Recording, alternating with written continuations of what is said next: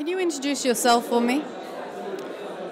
My name is Alparsian Açıkgeç. I am professor of philosophy at Yıldız Technical University in Istanbul. Fantastic. What is your thoughts about the conference today? It's a very good conference. We have listened so far 5 papers on various aspects of Nursi, his life, his works, his ideas, and there are some good comparisons also with other cultures, other traditions, mainly from with the thinkers in the West. So I enjoyed listening to these papers. Quite good. That's great. So in your opinion, how is the quality of the papers that the students presented? The papers are of various qualities, but of course it depends what you mean by the quality. The good thing is that the presenters, they have really understood Nursi's ideas very well, and they try to understand and try to see also how they can apply it in their lives and in society.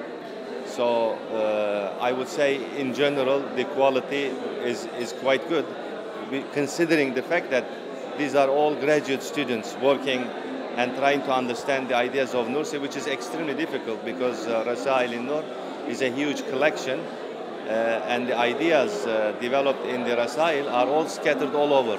It's not systematic treatment, which is the main method of the methodology of Nursi himself. Okay, so in your opinion, how important is it for young people, more of them, to learn about the work of Sayyid Nursi? I didn't get the question. In your opinion, how important is it for young people to learn about the work of Sayyid Nursi? It's extremely important because in this time, many young generations of Muslims, they really try to find a guidance how to live an Islamic life because there are many things that is diverting their attention from the main Islamic ideals. So as a result, they not only try to study Nursi in a scholarly way, but they also try to see what kind of guidance they can derive from these works, and then they can apply in their lives. So they benefit from the ideas, and they try to see at the same time what kind of Islamic scholarship they can develop out of the ideas, doctrines, and theories that are developed by Nursi for our age. The foundation is so far doing very well. Its main activity is scholarship. The scholarship on Nursi studies. Already they have produced a tremendous number of works, scholarly works in many different languages. They also helped translations of the works of Nursi into various world languages, which means it will be widely available throughout the world. So the work should be continued. Maybe what I would suggest, of course, they are also giving scholarship for students throughout the world.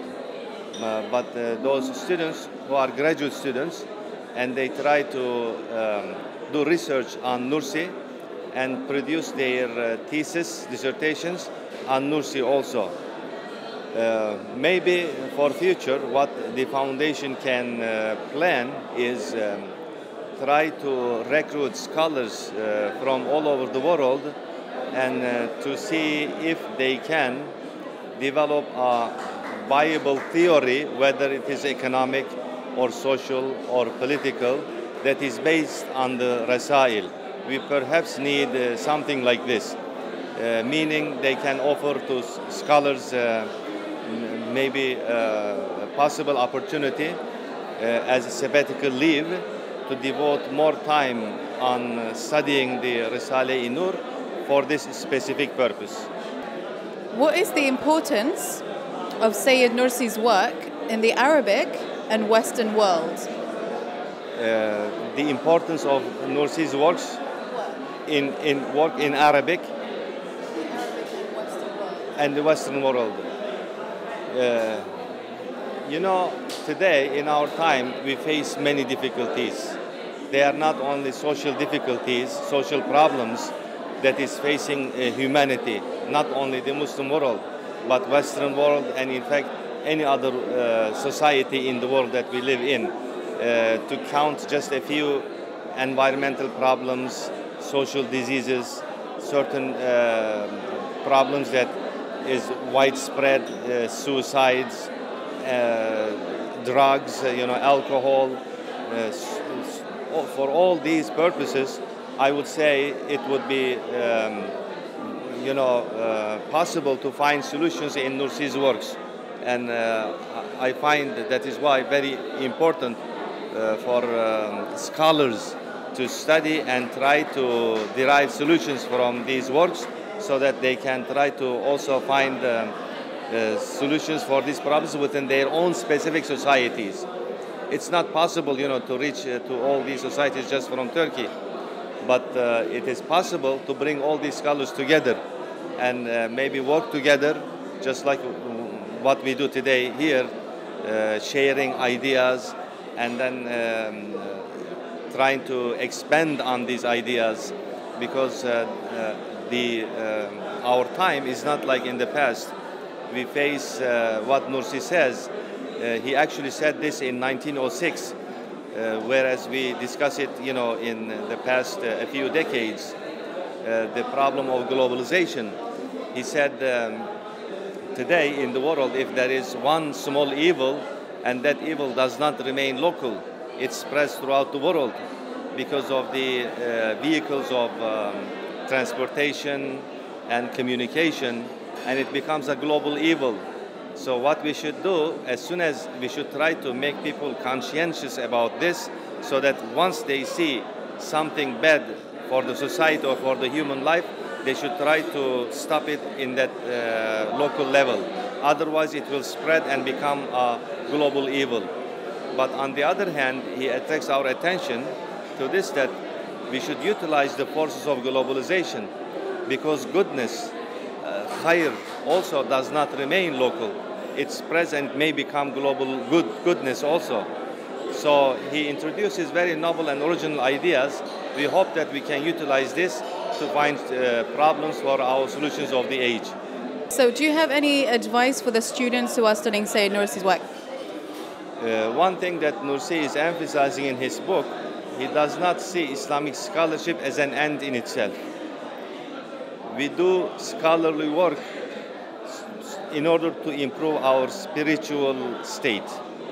So this is extremely important, I think. Sometimes I give an example.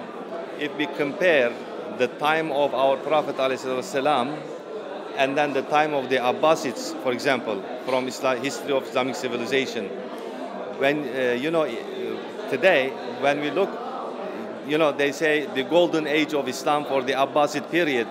But Muslims have always seen the time of the Prophet as the golden age, because they call it Al-Asu Sa'ada, the age of happiness and the glory actually. Why? Because of the spiritual states, because of the emphasis on that. But this does not mean that Islam excludes those scientific achievements. But the purpose should not be forgotten. So that is why he says, good, we should run after scholarship, because science is very important in our age, but then we should try to see that spiritual end, and we should use it for that end always. So I think our scholars, I hope, the young scholars, will pay attention to this, that when they find the truth, they find it for themselves, and they will live by that truth in order to gain that spiritual state.